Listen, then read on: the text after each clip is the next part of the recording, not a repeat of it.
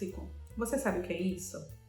Vamos lá. O estresse, ele faz parte da nossa vida e ele inclusive é importante para o desenvolvimento cerebral. Então, um pouquinho de estresse é importante para a gente desenvolver estruturas cerebrais, desenvolver resiliência, faz parte da vida. O problema é quando esse estresse se torna tóxico, ou seja, quando ele acontece por um período prolongado e ou numa intensidade que a gente não dá conta. Aí é que o caldo começa a entornar, como a gente costuma dizer, e a gente tem que tomar cuidado e fazer algo a respeito. Claro que no nosso cotidiano existem múltiplas fontes de estresse, assim como podem existir múltiplas fontes de estresse tóxico. Mas, mesmo que não esteja no nosso controle a fonte, a origem do estresse tóxico, a gente ainda pode fazer muita coisa para melhorar nossa qualidade de vida. A primeira coisa é a gente entender como esses fatores nos afetam, ou seja, por que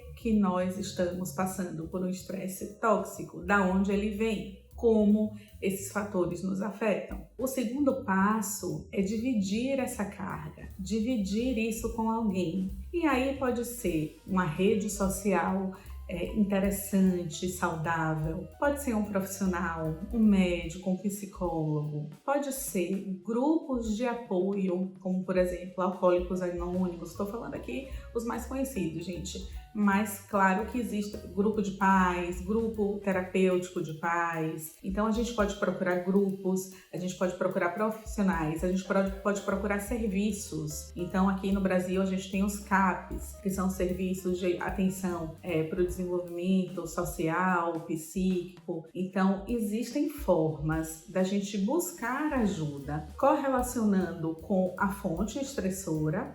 Então, por exemplo, abuso, violência física ou psicológica. Existem serviços, existem grupos que podem ser acionados para que as pessoas compartilhem suas experiências, para que elas dividam o peso do fator estressor. Claro que nem sempre, infelizmente, esses serviços estão de portas abertas para a população, porque a gente sabe que existe uma quantidade de limite de atendimentos, mas um bom profissional pode orientar de maneira adequada a população.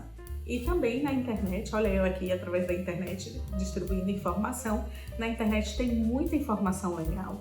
Então, por exemplo, isso aqui que a gente está conversando sobre o estresse tóxico, eu peguei lá na Universidade de Harvard. Volta e meia eu falo deles por aqui ou lá no meu Instagram. Então, tem informação de qualidade disponível, tanto em português como em outras línguas. Então, basta a gente ir procurando direitinho que devagarzinho a gente chega lá. O terceiro passo seria planejar pequenos passos. A gente não pode sair de 0 a 100 assim do nada, do dia para a noite.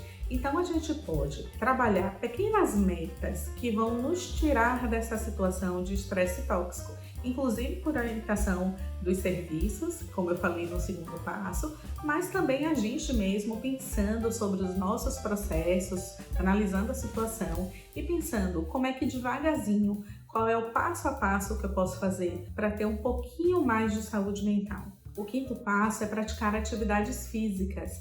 Já está mais que comprovado o benefício que as atividades físicas têm no cérebro e se puder ser ao ar livre, melhor ainda. Ajuda a gente a combater fatores estressores, melhor dizendo, ajuda a gente a combater o impacto de fatores estressores no nosso cérebro. E por último, o sexto passo, mas que também é super importante, que é investir nas relações. Quando a gente fala no contexto infantil, investir na relação entre o cuidador e a criança.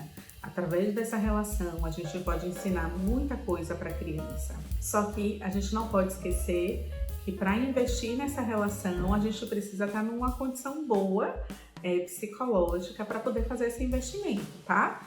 Mas se tem crianças também são submetidas a estresse tóxico, elas não são exceção. Então elas precisam muito do nosso suporte. Então investir em relações saudáveis, responsáveis, assertivas. Não estou dizendo que é para passar a mão na cabeça, não é isso. A gente já falou aqui no canal sobre disciplina positiva.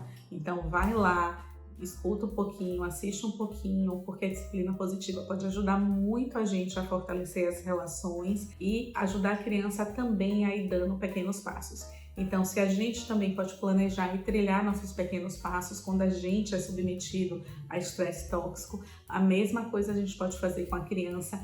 Dependendo da maturidade, a gente pode convidar a criança a participar desse processo de planejamento de passo a passo e, ao mesmo tempo, a gente está cuidando das relações, porque a gente está validando o que a criança está sentindo e a gente também está dizendo, olha, a gente está aqui para te ajudar, estamos de mãos dadas, vamos caminhar em direção a uma melhor saúde mental. E no final disso tudo, o que a gente tem é desenvolvimento de novas estratégias de enfrentamento, um comportamento mais assertivo e a famosa resiliência, né? Que é a capacidade que a gente tem de lidar com situações desafiadoras de uma maneira bacana, aprendendo com o processo. Então, o estresse tóxico tá aí, a pandemia veio para mostrar a gente o grande impacto que esse tipo de estresse pode ter na nossa vida, então vamos ficar atentos dentro do contexto infantil, do adolescente, da gente também.